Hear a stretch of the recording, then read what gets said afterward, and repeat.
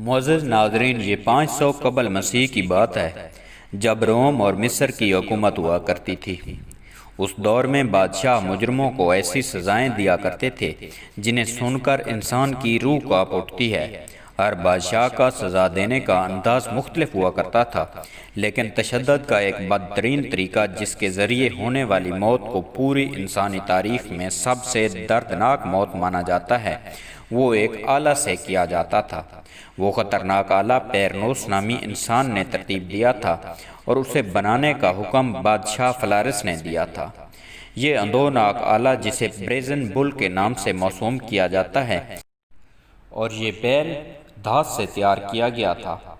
جسے اپنے وقت کے ظالم ترین بادشاہ فلارس نے بنوایا تھا اور اس کے لیے ایک مہر کو منتخب کیا تھا۔ لہذا پیرنوس نے اپنا منفرد انداز اپناتے ہوئے اس آلہ کو بہت محنت سے تیار کیا، جس میں تشدد کا کچھ ایسا طریقہ اپنایا جاتا تھا کہ مجرم کو کھوکھلے بیل کے پیٹ کے اندر رکھا جاتا تھا اور پھر نیچے سے آگ جلا کر گرم کیا جاتا تھا۔ جب دھاتی بیل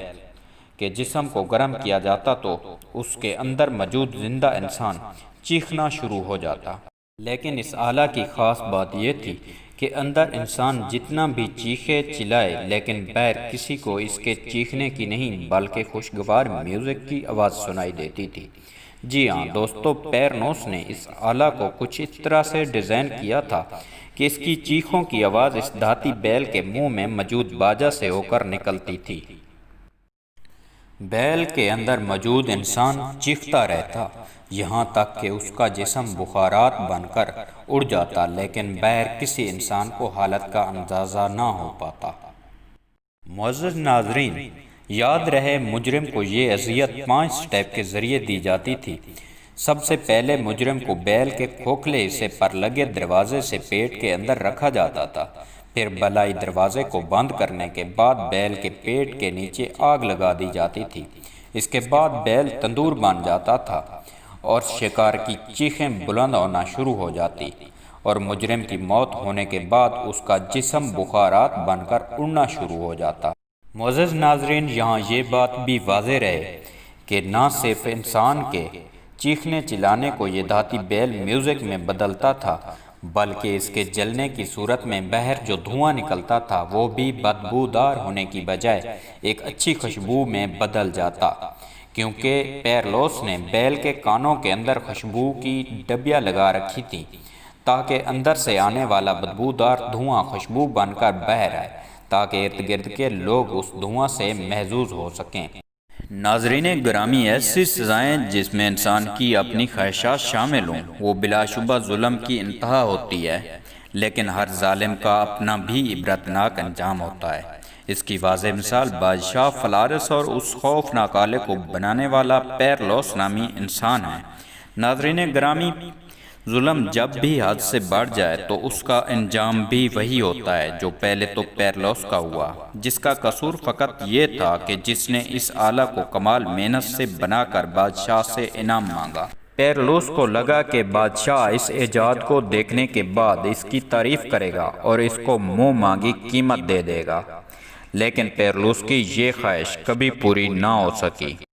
اور اس کے برعکس بادشاہ نے حکم دے دیا کہ سب سے پہلے پیرلوس کو اس آلہ میں تجربہ کے طور پر ڈالا جائے تاکہ معلوم ہو سکے کہ یہ آلہ ٹھیک کام کرتا بھی ہے یا نہیں۔ پیرلوس کو بادشاہ کی بات سنتے ہی حیرت کا جھٹکا لگا اور اس کے رونگٹے کھڑے ہو گئے، کیونکہ اس نے کبھی یہ سوچا بھی نہیں تھا کہ اس کی اپنی ایجاد اس کی موت کی وجہ بن جائے گی۔ لہذا اس نے بادشاہ کی خوب منت سماجت کی کہ وہ ایسا نہ کرے، بھلے اسے کوئی قیمت نہ دے، کوئی انعام نہ دے، لیکن اس کی جان بخشی کر دے۔ لیکن ظالم بادشاہ نے اس کی ایک نہ سنی اور اسے اس آلہ میں ڈال دیا گیا۔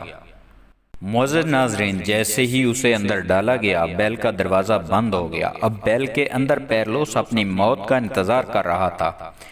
آگ جلائی گئی، آگ کا جلنا تھا، اس کی تپش سے پیرلوس کا جسم جلنے لگا اور وہ زور زور سے چیخنے لگا، لیکن اس کا کوئی فائدہ نہیں تھا، کیونکہ وہ جانتا تھا کہ اس کی چیخ و پکار باہر سننے والوں کو ایک مدھم موسیقی کی آواز لگ رہی ہوگی جسے سننے والے یقیناً لطف اٹھا رہے ہوں گے۔ اب چونکہ یہ اس کی اپنی ایجاد تھی، لہٰذا یہ سب سوچنا بھی اس کے لیے تکلیف دہ تھا۔ اب وہ اپنی موت کا انتظار کرنے لگا، لیکن دوستو یہاں ایک دفعہ پھر پیرلوس کو اس وقت حیرت کا جھٹکا لگا جب وہ مرنے کے قریب ہی تھا کہ پرزم بول کا دروازہ کھل گیا اور اسے باہر آنے کو کہا گیا۔ پیرلوس کے جسم میں خوشی کی لہر دوڑ گئی اور وہ سمجھنے لگا کہ شاید بادشاہ کو اس پر رحم آ گیا، لیکن ایسا نہ ہوا۔ سپاہی اسے بادشاہ کے پاس لے جانے کی بجائے پہاڑ کی چوٹی پر لے گئے اور اسے وہاں سے نیچے دھکا دے دیا گیا، جس کے بعد اس کی لاش تک نہ مل سکی۔ اس طرح پیرلوس بھی ان بدبخت انسانوں میں شامل ہو گیا جنہیں موت کے اس آلے میں ڈالا گیا جسے پیرلوس نے خود تیار کیا تھا۔ اس کے بعد خوفناک بیلنما آلے کو کئی لوگوں کی سزا کے لیے منتخب کیا گیا، یہاں تک کہ لوگ دور دراز سے اس سے ملنے والی سزا کا نظارہ کرنے آتے، جو اندر پڑے انسان کے لیے تو قیامت کا منظر ہوتی تھی، لیکن باہر آلے کے منہ سے نکلنے والا میوزک اور دھواں کی بجائے نکلنے والی خوشبو سے لوگ محظوظ ہوتے۔ معزز ناظرین، معاملہ یہیں ختم نہ ہوا، بلکہ اس کہانی میں اصل موڑ اس وقت آیا جب عرصہ دراز سے لوگوں کی سزاؤں سے خود محظوظ ہونے والا بادشاہ خود اس آلہ کی نظر ہو گیا جسے اس نے خود تیار کروایا تھا۔ جی ہاں، جب فلارس نامی ظالم بادشاہ کی حکومت زوال پذیر ہوئی تو لوگوں نے اس زوال کو بادشاہ کی نحوست سے جوڑا،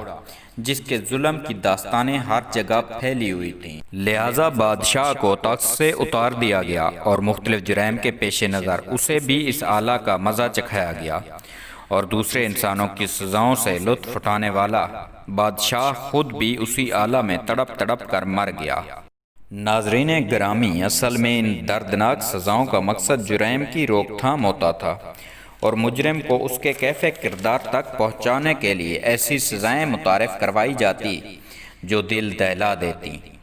لیکن ناظرین گرامی، یہ سزا دنیا کی سخت ترین اور دردناک ترین سزا ہے